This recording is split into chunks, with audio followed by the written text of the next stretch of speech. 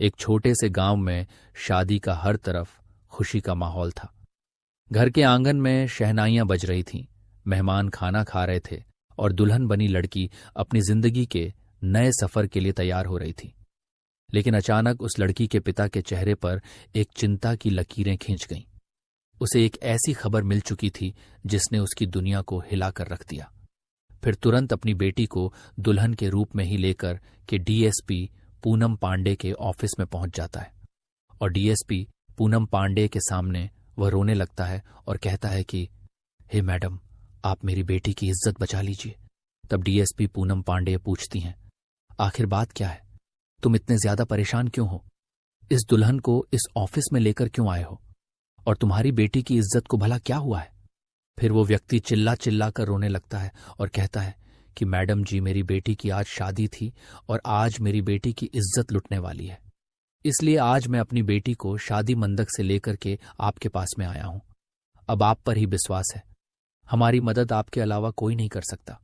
तब उस व्यक्ति के कहने पर डीएसपी जो महिला थी वो पूछती हैं, आखिर हुआ क्या है, पूरी बात हमें बताओ, तभी तो हम तुम्हारा मदद कर पाएंगे। तब वह व्यक्ति डीएसपी पूनम पांडे को सारी बात बताता है।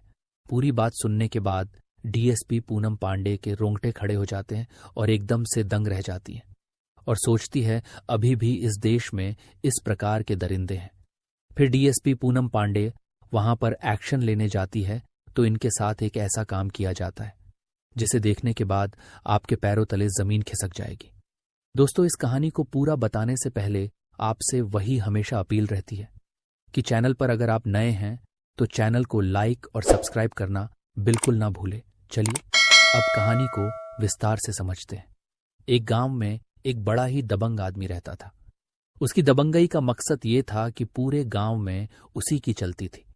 गांव के लोग डर के मारे उसी की बात मानते थे। जो गरीब और कमजोर लोग थे उन पर उसका पूरा दबदबा रहता था।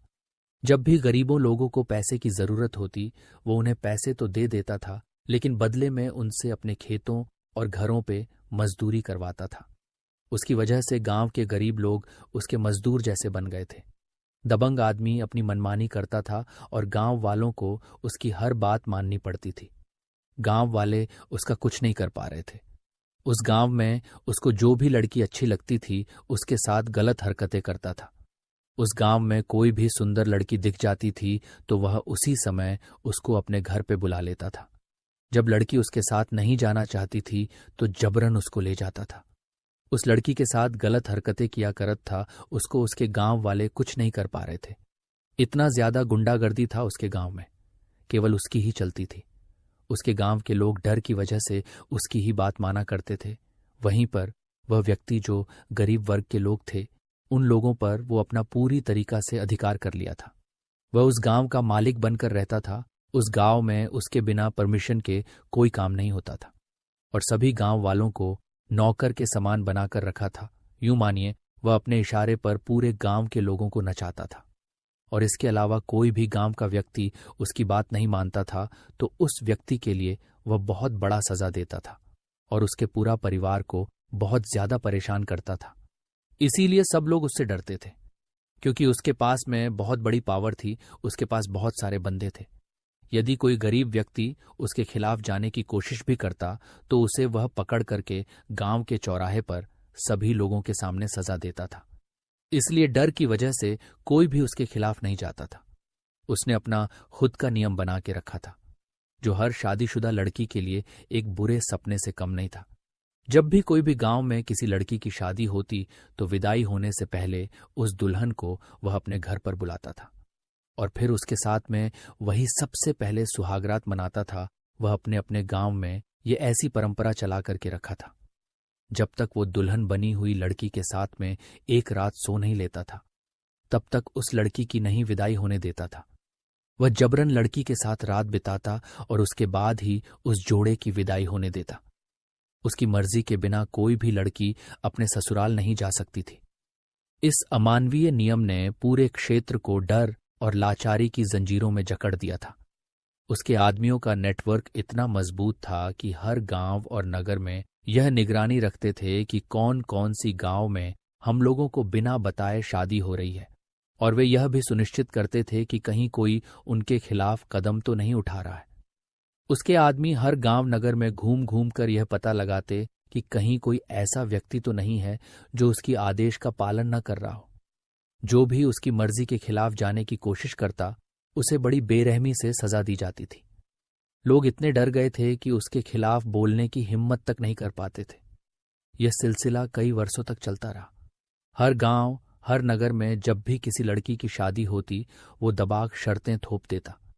30 नहीं, 60 नहीं, बल्कि 140 से भी ज्यादा लड़कियों के साथ उसने गलत तरीके से संबंध बना चुका था। शादी के दिन हर परिवार के मन में खुशी की जगह डर और अपमान भर जाता था। किसी भी लड़की की विदाई दबंग रघुनाथ के मर्जी के बिना नहीं होती थी। लोग उसकी इस बेरहम हरकत से तंग आ चुके थे, लेकिन उसका प्रभाव और डर इतना ज्यादा था कि कोई भी उसका सामना करने की हिम्मत नहीं जुटा पा रहा था। जो भी उसकी बात नहीं मानता, उसका अंजाम बहुत बुरा होता था। उसका आतंक अब केवल एक गांव तक सीमित नहीं था। पूरे क्षेत्र में उसकी दबंगई का ऐसा आलम था कि लोग अपनी बेटियों की शादी से पहले ही डरने लगते थे। वे सोचते थे कि अगर उसको पता चल गया तो क्या होगा। उसकी मनमानी और उसके आदमियों की निगरानी ने लोगों की जिंदगी को नरक बना दिया था। इस तरह उसका आतंक और अमानवीयता बढ़ती ही जा रही थी। लोग बेबस और मजबूर होकर उसकी हर शर्त मानते जा रहे थे। उसी गांव में एक इज्जतदार और सुलझे हुए व्यक्ति का नाम था रामस्वरूप। वह अपनी ईमानदारी और खानदानी प्रतिष्ठा के लिए जाने जाते थे। रामस्वरूप के जीवन की सबसे बड़ी खुशी उसकी बेटी राधा थी, जो अब धीरे धीरे जवान हो रही थी। राधा सुंदर, संस्कारी और अपने पिता की परछाई थी। लेकिन रामस्वरूप के लिए यह खुशी एक बड़ी चिंता बन चुकी थी। लेकिन उस गांव में वो दबंग व्यक्ति था जो अपनी ताकत और क्रूरता के लिए मशहूर था। उसके पास इतना पैसा और शक्ति थी कि गांव का हर व्यक्ति उससे डरता था। वह गरीबों को सताने और गांव की महिलाओं की इज्जत से खिलवाड़ करने में पीछे नहीं हटता था। उस दबंग का आतंक ऐसा था कि पुलिस भी उसके खिलाफ कार्रवाई करने की हिम्मत नहीं करती थी। रामस्वरूप हर रोज अपनी बेटी राधा को देखकर डर से सहम जाते थे। उसकी एक ही चिंता थी कि अगर उस दबंग की नजर मेरी बेटी पर पड़ गई तो वह उसकी इज्जत बर्बाद कर देगा। ये डर उसकी नींदें उड़ा चुका था। एक दिन शाम को जब रामस्वरूप चुपचाप घर के बाहर बैठे थे, उनकी पत्नी जानकी ने उन्हें परेशान देखा। वह उनके पास आई और पूछा, क्या बात है जी, आप इतने परेशान क्यों रहते हैं? राधा अब जवान हो गई है, हमें उसकी शादी के लिए अच्छा घर देखना चाहिए। उसकी उम्र निकल रही है और हम पर उसकी जिम्मेदारी है। रामस्वरूप यह सुनते ही फूट फूट कर रोने लगे। वह अपनी पत्नी से बोले कि तुम्हारी बात सही है बेटी, हमारी जवान हो चुकी है, उसका विवाह करना हमारी सबसे बड़ी जिम्मेदारी है। लेकिन मेरी चिंता सिर्फ यह नहीं है कि उसकी शादी कैसे होगी। मेरी असली चिंता यह है कि शादी के बाद अगर वो दबंग ने उसकी इज्जत पर हाथ डाल दिया तो हम क्या करेंगे। फिर रामस्वरूप की यह बात सुनकर उनकी पत्नी का दिल भी बैठ गया। उसने उदासी भरे स्वर में कहा, हम गरीब और कमजोर लोग उसकी ताकत के आगे कुछ नहीं कर सकते। अगर उसकी बात नहीं माने तो उसने लोगों को कैसी कैसी सजा दी है, ये सब हमने देखा है। हम तो जैसे उसके गुलाम बन गए हैं। उसके पिता रामस्वरूप और उसकी पत्नी दोनों इस चिंता में डूबे रहते थे कि पुलिस जो है उसी के यहां पर आती है, जैसा वो कहता है पुलिस वैसा ही करती है। यदि ऐसे हालातों में यदि हम पुलिस के पास में जाएं तो पुलिस भी हमारी क्या मदद करेगी, क्योंकि पुलिस यहां की खुद उससे डरती है। ये सोचकर वह भी बहुत ज्यादा परेशान हो जाते हैं और सोचते हैं कि आखिरकार अब जो आगे होगा वह सब कुछ देखा जाएगा। अब धीरे धीरे करके अपनी बेटी की विवाह की व्यवस्था करने लग जाते हैं। शादी की जब पूरी तरीका से व्यवस्था करता है और शादी की जब तारीख तय हो जाती है तो कुछ दिन बाद बारात आने वाली थी और इसके पिताजी अपनी बेटी की बारात वालों की खाने पीने की तैयारियां करा रहा था। चारों तरफ से खाने होने की तैयारियां चल रही थी। लेकिन जब शाम के समय में बारात आती है और बड़े अच्छे ढंग से बारात की खातिरदारी होती है और सुबह की समय में जब विदाई का समय आता है, तब तक सूचना उसी दबंग के पास में आ जाती है और वो भी सूचना वापस भेजता है कि भाई तुम अपनी बेटी का विवाह कर रहे हो, लेकिन विदाई करने से पहले अपनी बेटी के लिए आप हमारे यहाँ पर लेकर के आओ। पहले एक रात हम इसके साथ में सोएंगे। जब इस सूचना के लिए वो लड़की का पिता सुनता है तो एकदम से उसका कलेजा दहल जाता है और वह मन में सोचने लगता है कि आखिरकार अब मैं क्या करूं, खुद खुशी कर लूं या फिर आत्महत्या कर लूं या फिर मैं अपनी बेटी के लिए हमेशा हमेशा के लिए खत्म कर दूं। लेकिन मैं अपनी आंखों से अपनी इस बेटी के लिए इस दरिंदे के हवाले नहीं कर सकता हूं। यदि यही सब ऐसा चलता रहा तो एक दिन मैं कुछ ना कुछ गलत कदम जरूर ही उठा लूंगा। तब सभी लोग उसके लिए समझाते हैं कि देखो भाई, आखिर मजबूर है, हम लोग कर भी क्या सकते हैं, अब तुम कोई भी गलत कार्य मत करो। तब उसके दिमाग में एक बात आती है और वो तुरंत अपनी बेटी के लिए उसी दुल्हन के रूप में अपनी मोटरसाइकिल पर सवार होकर के तुरंत शहर में आ जाता है। और शहर में थाने भी नहीं जाता है, वह सीधे ही महिला डीएसपी ऑफिस में पहुंच जाता है। जो महिला डीएसपी थी, जिसका नाम पूनम पांडे था, वो महिला अपने कार्य के लिए बहुत ज्यादा सख्त थी। अपने कार्य बड़े निष्ठा भाव के साथ में करती थी और समाज का काम तो इस प्रकार से करती थी जैसे मानो कि वह स्वयं का ही काम कर रही हो। इस वजह से वह लोगों की नजर में बहुत ज्यादा विकसित हो गई थी।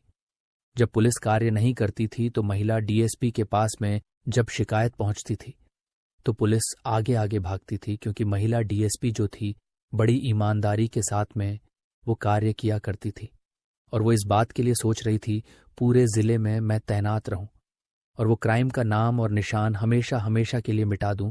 बस महिला डीएसपी का इसी बात पर फोकस था। जब रामस्वरूप महिला डीएसपी के पास जाता है तो महिला डीएसपी वो अपने ऑफिस में बैठकर रिपोर्ट्स देख रही थी। तभी वहां पे रामस्वरूप को देखती है तो उसके चेहरे पर डर और आंसुओं का सैलाब था। वह डीएसपी के सामने घुटनों के बल बैठ गया और हाथ जोड़कर गिड़गिड़ाने लगे कि मैडम जी, मेरी बेटी की इज्जत बचा लीजिए, आज मेरी बेटी की जिंदगी खतरे में है। डीएसपी जो अपने सख्त रवैये के लिए जानी जाती थीं, वो ये दृश्य देखकर चौंक गईं। उन्होंने गंभीर स्वर में पूछा, भाई ऐसी कौन सी बात हो गई है जो तुम इस तरह मेरे ऑफिस में आकर घुटनों के बल बैठ गए हो? क्या घटना हुई है? कौन तुम्हें और तुम्हारी बेटी को परेशान कर रहा है? बताओ, बिना डरे सब सच सच बताओ। तो उसके पिता रोते रोते कहने लगे कि मैडम जी, मैं एक गरीब आदमी हूं, मैं ईमानदारी से अपनी जिंदगी जीता हूं। मेरी एक ही बेटी है राधा, उसकी शादी बड़े अच्छे तरीका से हुई है, अच्छे तरीका से बारात आई है और बारात की भी मैंने खातिरदारी बड़े बढ़िया ढंग से की है। इसके साथ फेरे भी हो चुकी है, विवाह जो है पूर्ण तरीका से हो चुका है। लेकिन मैं अपनी बेटी की इज्जत बचाने के लिए, इसकी इज्जत कहीं दांव पर ना लग जाए, इसलिए मैं आपके ऑफिस में आपके पास आया हूं। कृपया करके मैडम जी, आप हमारी ऐसी कठिन घड़ी में मदद कीजिए। तब महिला डीएसपी कहती है कि तुम यही बातों पर घुमा फिरा रहे हो, आखिर बात सच सच क्या है?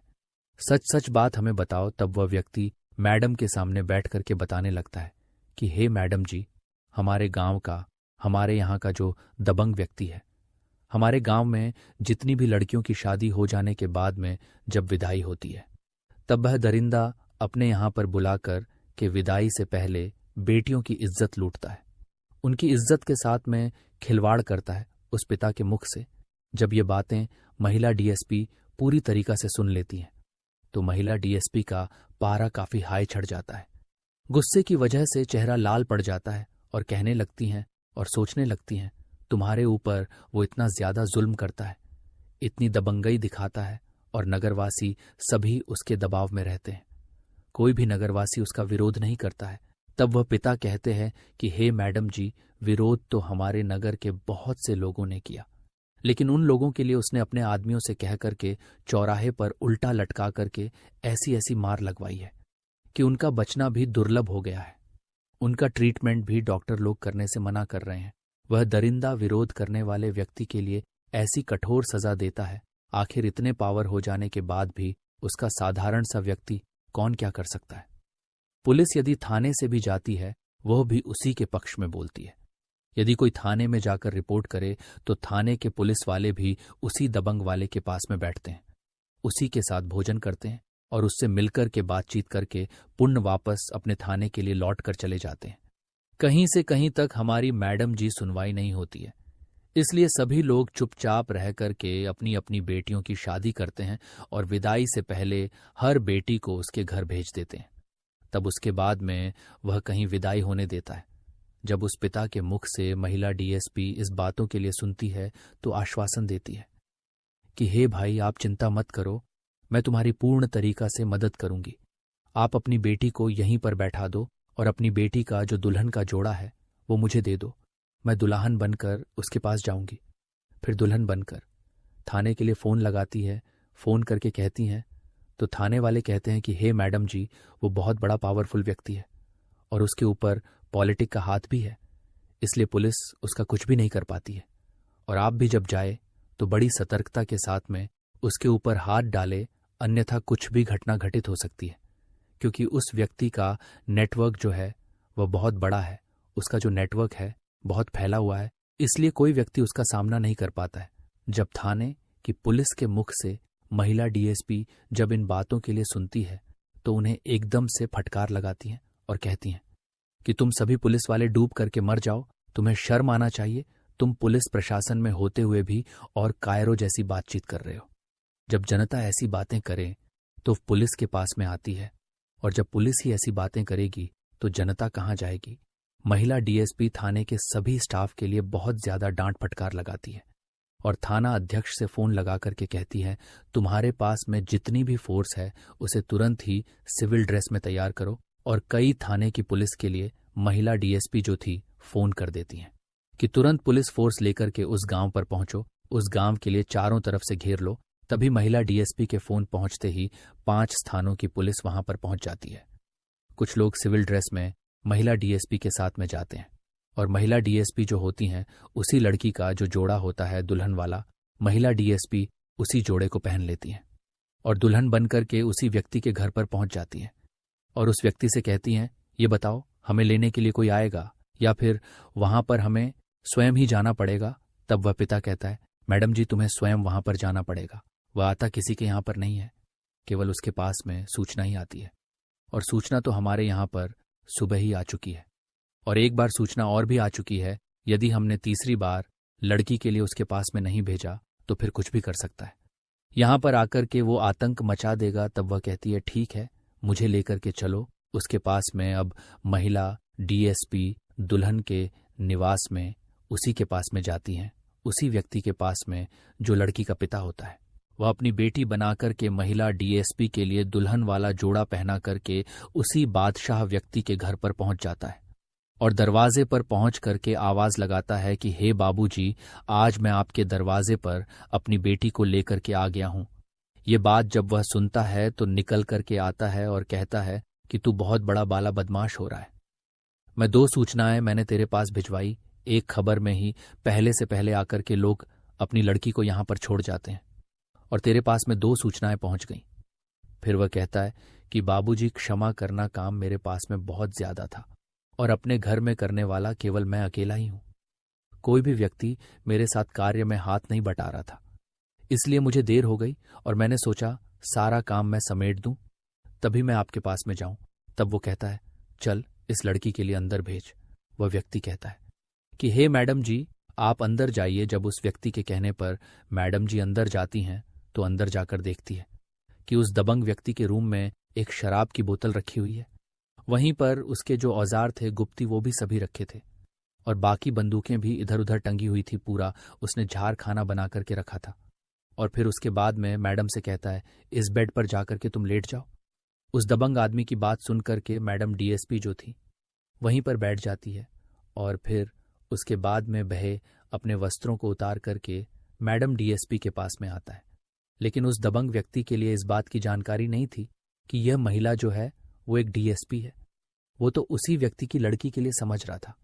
उसी गांव की जैसे ही वह दबंग व्यक्ति आकर के दुल्हन के घूंघट के लिए हटाता है, तैसे ही महिला डीएसपी तुरंत उस दबंग व्यक्ति के हाथ को पकड़ करके जल्दी से मैडम उसके 2 तमाचे लगा देती हैं और वहीं पर रिवॉल्वर से उसे डराने धमकाने लगती है और कहती हैं यदि तूने जरा सी भी होशियारी की तो मेरी पिस्तौल की गोली तेरे दिमाग के लिए छलनी कर देगी। आज तेरी सारी हेकड़ निकल जाएगी। तूने बहुत सारा जुल्म कर लिया इस गांव के लोगों के ऊपर। बहुत ज्यादा तूने इस नगर की लड़कियों के लिए अपना दुल्हन का शिकार बना लिया। न जाने कितनी लड़कियों के साथ में तूने सुहागरात मना ली। अब तेरी सुहागरात उस ससुराल में बनेगी जहां पर तेरे जैसे हजारों कैदी बंद हैं। इस बात को सुनकर के बहे दबंग व्यक्ति समझ जाता है और कहता है कि हे मैडम जी, आज तुम मुझसे गलत पंगा ले रही हो और तुम्हें पता नहीं है मेरी बहुत बड़ी पावर है। कोई भी प्रशासन मेरा कुछ भी नहीं बिगाड़ सकता, इसलिए तुम मेरे लिए छोड़ दो, और तुम अपनी सलामती चाहती हो तो यहां से तुम तुरंत ही चली जाओ। तब मैडम डीएसपी कहती हैं, अब तो तुझे पता चलेगा कि आखिर अब खैर किसकी नहीं है। उसी समय पर महिला डीएसपी जो थी वो तुरंत डीएम साहब के लिए फोन करती हैं और इधर एसपी साहब से भी कहती हैं कि ऐसी ऐसी वारदात इसके पास में बरामद हुई है। तो वहां से डीएम साहब भी और एसपी साहब भी सभी लोग उसी गांव में आ जाते हैं और फिर उसके बाद में अपनी फोर्स के लिए भी वो फोन करते हैं। इधर एसपी साहब भी अपनी पुलिस के लिए आदेश करते हैं। इसके अलावा उस दबंग व्यक्ति के जितने भी पालतू कुत्ते थे उन सभी के लिए पुलिस जाकर के गिरफ्तार कर लेती है और गिरफ्तार करवाने के बाद में तुरंत महिला डीएसपी जो थी उस दबंग व्यक्ति के लिए भी गिरफ्तार करवा लेती हैं और गिरफ्तार करवाने के बाद में पुलिस की पूरी फोर्स उस गांव के लिए चारों तरफ से घेर लेती है। अब तो नगर के चारों तरफ पुलिस के हूटर ही हूटर बज रहे थे। अब उस दबंग व्यक्ति के लिए महिला डीएसपी जो थी गिरफ्तार करवा लेती हैं। उसका जो मकान होता है, तब कोर्ट से आदेश लेने के बाद डीएम साहब और एसपी साहब उसे तुरंत ही जेसीबी की मदद से उसे गिरवा देते हैं। इस प्रकार से उस दबंग व्यक्ति का घर मकान सारा तहस नहस कर देते हैं। उसके बाद में उस दबंग व्यक्ति का गांव से नाम और निशान मिटा दिया जाता है। इस कहानी का अंत यहीं पर होता है।